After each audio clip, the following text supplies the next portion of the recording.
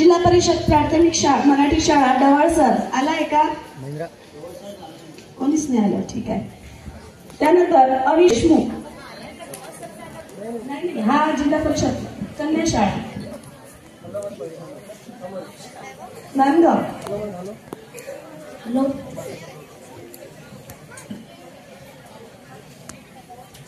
युग प्रवर्तक, कृषी भूषण, समाज क्रांतीचे शिल्पकार डॉक्टर पंजाबराव उपाख्य भाऊसाहेब देशमुख यांच्या पावन स्मृतीला मी अभिवादन करतो.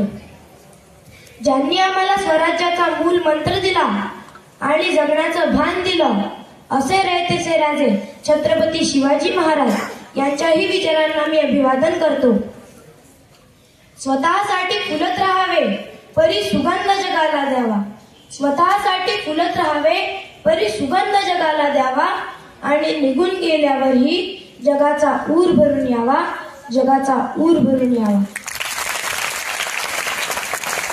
अशा सर्व महान पुरुषांच्या विचारांना व कार्याला वंदन करतो.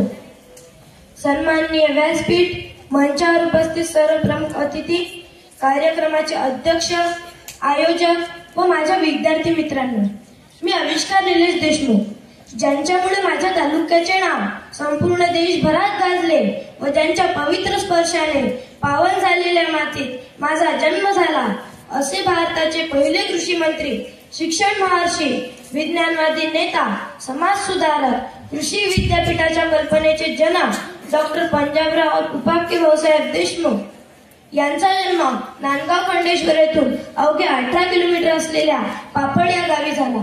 याचा मला सार्थ अभिमान आहे. वडील शामराव व आई राधाबाई यांच्या पोटी भाऊसाहेबांचा जन्म झाला. त्यांचे मूळ आडनाव कदम असून वतनदारीमुळे त्यांना देशमुख हे आडनाव प्राप्त झाले. त्यांचे प्राथमिक शिक्षण पापड तर माध्यमिक शिक्षण अमरावती येथे झाले. महाविद्यालयीन शिक्षण फर्ग्युसन कॉलेज पुणे येथे झाले. उच्च शिक्षणासाठी ते इंग्लंडला गेले. तिथे त्यांनी वकिलीची पदवी घेतली. तसेच वैदिक वाङ्मयातील धर्माचा उगम व विकास या प्रबंधासाठी त्यांना डॉक्टरेट ही पदवी बहाल करण्यात आली. भाऊसाहेबांच्या सामाजिक व शैक्षणिक क्षेत्रात फार मोठा वाटा आहे. कारण सर्वात मोठ्या सामाजिक रूढीचे दहन त्यांनी स्वतः केले, ते म्हणजे विमलाबाई वैद्य यांच्याशी आंतरजातीय विवाह करून. या प्रकरणामुळे त्यांच्यावर सर्वीकडून टीका झाली. अमरावती येथील अंबादेवीचे मंदिर त्यांनी अस्पृश्यांसाठी खुले करून दिले. अस्पृश्यांसाठी विहिरी बांधल्या. 11 वर्षापर्यंतच्या मुला मुलींना प्राथमिक शिक्षण सक्तीचे केले. तसेच शेतकरी संघाची स्थापना करून शेतकऱ्यांमध्ये जागृती घडवून आणण्यासाठी महाराष्ट्र केसरी हे वृत्तपत्र चालविले. विदर्भाचा शैक्षणिक विकास व्हावा यासाठी त्यांनी देशातील सर्वात मोठ्या श्री शिवाजी शिक्षण संस्थेची अमरावती येथे स्थापना केली. शतकाचे साहून शापे, शतकाचे साहून शापे, जी मने रापली होती, आलाच थेंब होऊनी तू अशा भाग्यांसाठी. थरकाप दमाचा कन्या कोणसे पुन्हा धगमगले, ज्वाळांच्या रक्त फुलांनी तुझं पहिले वर्णन केले, तुझं पहिले वर्णन केले. लोकसभेमध्ये ते 1952, 1957 व 1962 मध्ये सलग 3दा निवडून आले. तसेच भारताचे पहिले कृषी मंत्री पद त्यांनी भूषविले.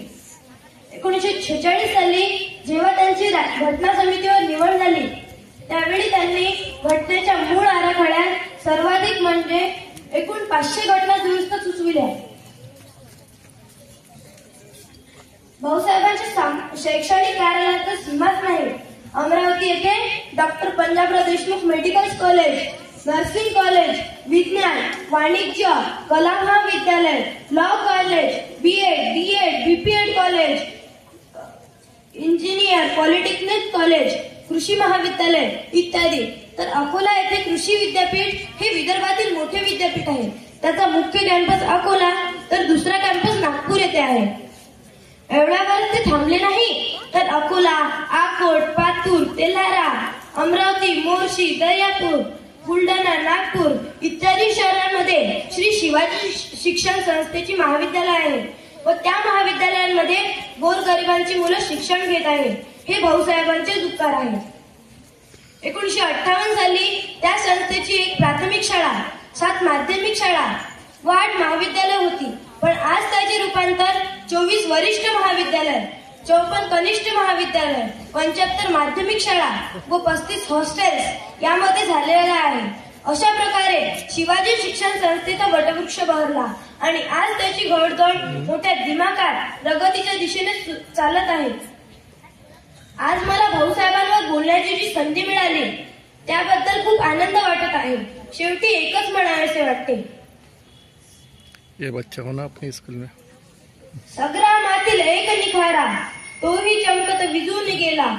इतिहासाच्या पानाचाही आज अचानक वेग थांबला, आज अचानक वेग थांबला. खूपच छान आविष्कार. त्यांनी खूप छान असं आपलं मनोगत व्यक्त केलेलं आहे. कौतुक करण्यासारखं बोललेला आहे तो.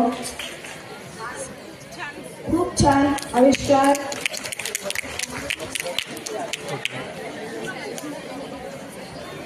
यानंतर